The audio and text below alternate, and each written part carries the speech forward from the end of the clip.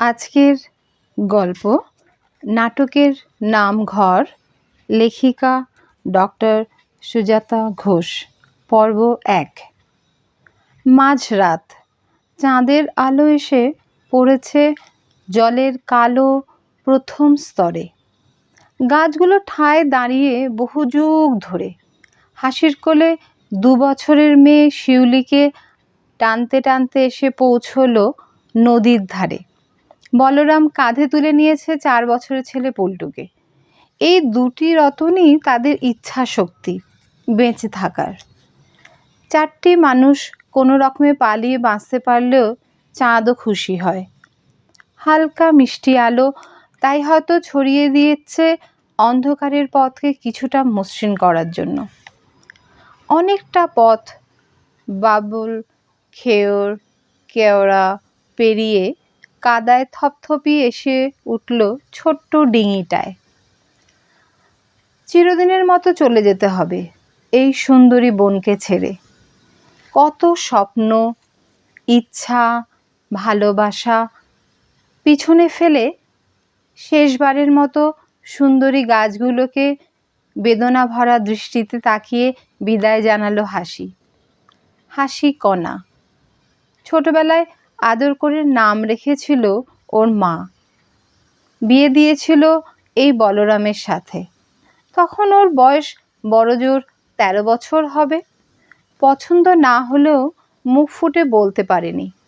12 বছরের বড় এই মানুষটিকে জীবনসঙ্গী বলে মেনে নিয়েছিল ছোট্ট হাসি। নদীর ধারে ছোট একটি গ্রাম, 6-7টি ঘর। কেউ চাষ করে, কেউ বা মধু আনে, আবার কেউ মাছ ধরতে যায় নদীতে। বলরামের বাবার একটি 8 চালা মুদির দোকান ছিল। বাবা মারা যাওয়ার পর ওই দোকানে চা, পাউরুটি, লেরি বিস্কুট, গজা, মুড়ি এসব বেচাকেনা শুরু করলো শহর থেকে এনে। আস্তে আস্তে হাসির সহযোগিতায় দোকানটার মাথায় টালির ছাউনি হলো, মেঝেতে ইট পাতা হলো, উঠোনে গাছের গুঁড়ি পেতে দেওয়া হলো বসে চা খাওয়ার জন্য। একটা কাগজে পাশের গ্রামের প্রাইমারি স্কুলের মাস্টার মশাইকে দিয়ে লিখিয়ে আনলো দোকানের নাম, মনসা চা স্টল। নামটা হাসির শাশুড়ির, যদিও তার ইচ্ছা ছিল নিজের নাম নিজের নামে নাম দেওয়ার, কিন্তু বলরামের মাতৃভক্তির সামনে সাহস করে বলতে পারেনি। নৌকা একটু টাল খেলো মনে হলো, নাকি নিজের মাথাটাই টাল খাচ্ছে কে জানে। 2 দিন পেটে কিছু পড়েনি। এসব তো পুরনো স্মৃতি। আর এখন ছেলে মেয়ে দুটো মুখে রাগ কাটছে না। ওরাও বোধহয় বুঝতে পেরেছে যে চারিপাশে অন্ধকার, আলোর দিকে দৌড়তে হবে, তাই চুপ করে আছে। পর্ব 2। ঘুম ভেঙেছে। মাথার উপর কিচিরমিচির, ফাঁক দিয়ে দেখা যায় অনেক সংসার এক গাছের উপর।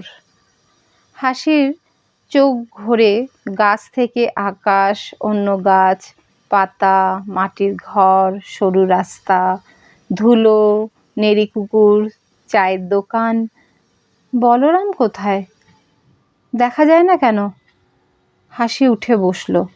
ছেলে মেয়ে দুটো ঘুমাচ্ছে খিদেতে ক্লান্ত হয়ে। পেটটা ফাপড়ের মতো উঠছে আর নামছে। গায়ের জামাগুলো টেনে দিল হাত দিয়ে। খিদে কি মরে গেছে? কিছু টের পায়নি হাসি। উঠে দাঁড়িয়ে এপাশ ওপাশ তাকিয়ে রাস্তার ধারের কুয়োর দিকে পায়ে পায়ে এগিয়ে যায় সে। চোখে মুখে জল দিলে ভালো লাগবে। ঠোঁটের জল জিভ ছুঁতেই খাবার ইচ্ছা জেগে উঠল। হাতের চাটুতে জল তুলে চুমুক দিল। মনে হলো কি শান্তি। মাথা তুলে তাকাতেই দেখলো কিছুটা দূরে ঝাপসা হওয়া দোকানের ভিতর থেকে দুটো বড় বড় জিজ্ঞাসু চোখ তাকিয়ে ওর দিকে। কতক্ষণ ধরে দেখছে কে জানে, জানে না হাসি। আঁচলটা টেনে ঢেকে নিল নিজেকে। একটা অস্বস্তি ছড়িয়ে পড়ল চারপাশে। বলরাম যে কোথায় গেল? বাচ্চা দুটোও ঘুমাচ্ছে। হাসি ফিরে এলো আবার গাছতলায়। চোখ দুটো বুজে আসছে ঠান্ডা হাওয়ায়। রাতের ভেজা কাপড় এতক্ষণে শুকিয়ে গেছে। পায়ের তলাটা সুরসুর করছে হঠাৎ। এই হচ্ছে মুশকিল। সকাল সকাল শরীরের প্রয়োজনীয় পদার্থ বের করে না দিলেই, মানে শরীরের প্রয়োজন আর তারপরে যেটা বেশি সেটা অপ্রয়োজন। শরীরের অপ্রয়োজনীয় পদার্থ বের করে না দিলেই পায়ের তলা সুরসুর করবে, কোমর চিনচিন ব্যথা হবে। কি করে এখন? কোনো ঝোপঝাড় দেখে বসতে হবে গিয়ে। বাচ্চা দুটোকে ফেলে রেখে যাবে এইভাবে? তাছাড়া যাবেই বা কোথায়?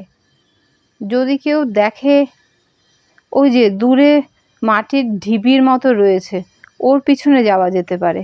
ভাবতে ভাবতে বলরাম এসে পড়েছে। হাতে কিছু একটা আছে কাগজের ঠোঙায়। হাসি আর অপেক্ষা না করে বলল, আমি একটু ওখানে যাচ্ছি, ওদের দেখো। হাসির হাতে আর সময় ছিল না কোনো কথা শোনার। ও দৌড়লো এক নিঃশ্বাসে। জীবনে এই প্রথম বড় হওয়ার পর রাস্তায় নির্লজ্জের মতো প্রাতকৃত সারতে হলো তাকে। এবারে বেশ হালকা লাগছে শরীরটা। অনেকক্ষণ পর দূর থেকে দেখা যাচ্ছে বলরাম ঠোঙা থেকে কিছু বের করে বাচ্চাদের মুখে তুলে দিচ্ছে। হাসি আবার হাত পা ধুয়ে ওদের কাছে গিয়ে বসলো। বলরাম ঠোঙাটা হাসির হাতে দিয়ে বলল, এই একটু জোগাড় করে আনলাম, খাও সবাই মিলে। হাসি বলল, থাকার কোনো ব্যবস্থা করতে পারলে এইভাবে বটতলায়? বলরাম বলল, এত সহজে কি সব হবে? দাঁড়াও, ধৈর্য ধরো। একটা কাজ যদি জোটাতে পারি তবে।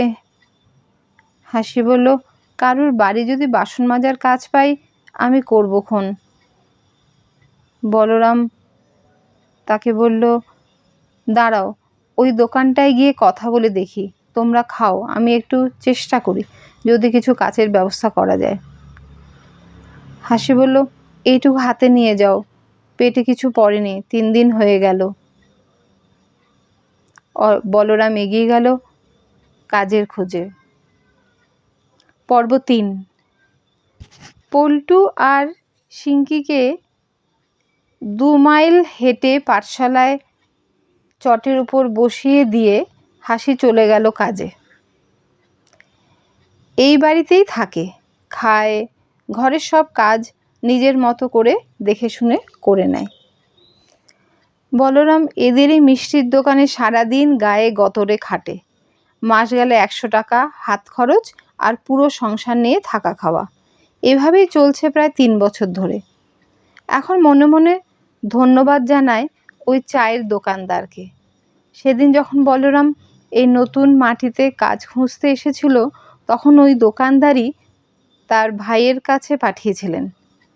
তাই তো একটু মাথা গোঁজার ঠাঁই হয়েছে আজ সংসার নিয়ে, না হলে কতদিন ওইভাবে গাছতলায় থাকা যায়। এনারা লোক ভালো। সমস্ত কাজকর্ম করে দেওয়ার পর সকালে 1 কাপ করে চা দুজনকে, যা ওরা 4 জনে ভাগ করে খেত।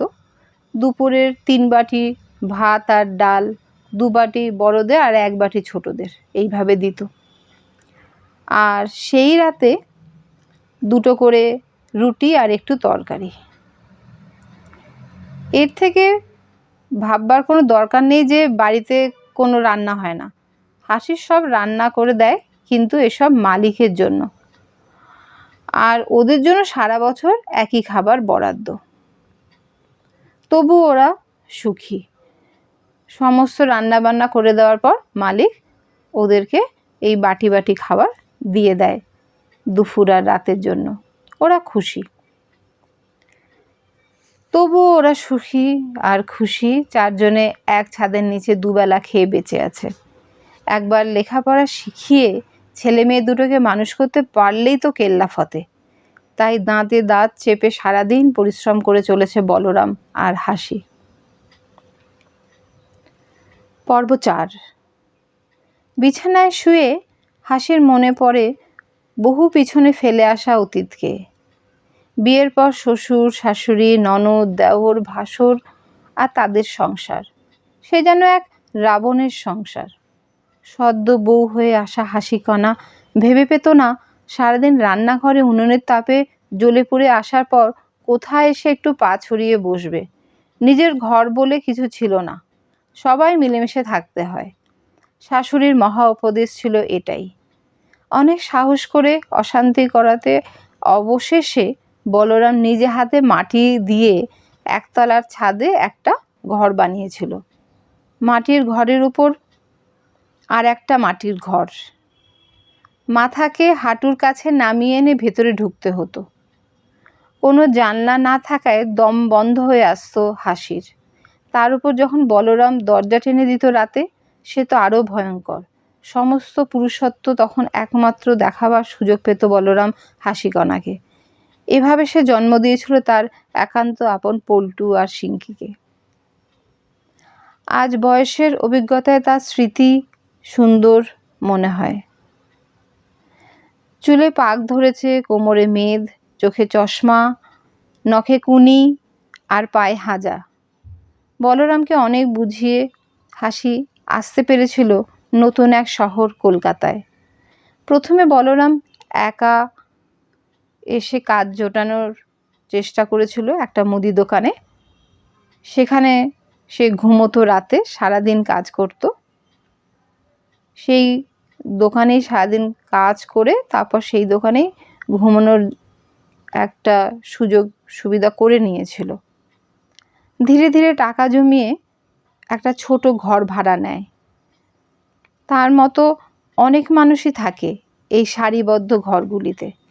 তবে প্রাতকৃত্য সম্পন্নের জন্য একটাই ঘর, যেটা সব ভাড়াটেদের মিলেমিশে কাজ চালিয়ে নিতে হতো।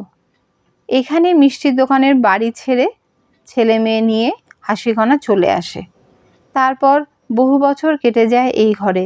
ছেলেমেয়েরা বড় হয়েছে, অনেক কষ্ট করে আধা পেট খেয়ে কম খেয়ে চাকরি পেয়েছে। হাসির তো এখন সুখের সংসার, সত্যি সুখের সংসার। ছেলেমেয়েরা চাকরি পেয়েছে।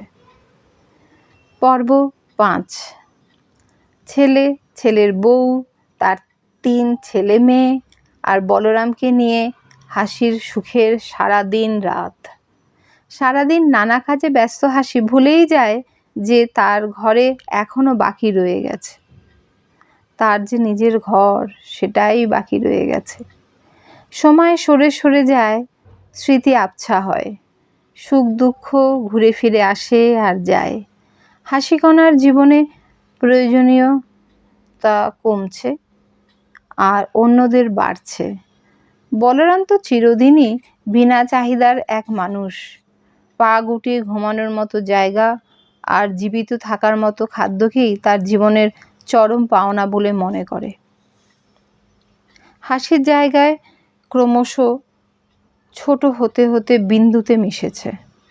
সমস্ত ঘরই অন্য সদস্যদের প্রয়োজনীয় হয়ে ওঠায় এখন তার আর বলরামের স্থান হয়েছে সিঁড়ির তলায় রাখা জুতোর বাক্স, ঝাঁটা, ফিনাইলের বোতল, মিটার ঘরের পাশে চিলতে সরু ফাঁকা জায়গায়।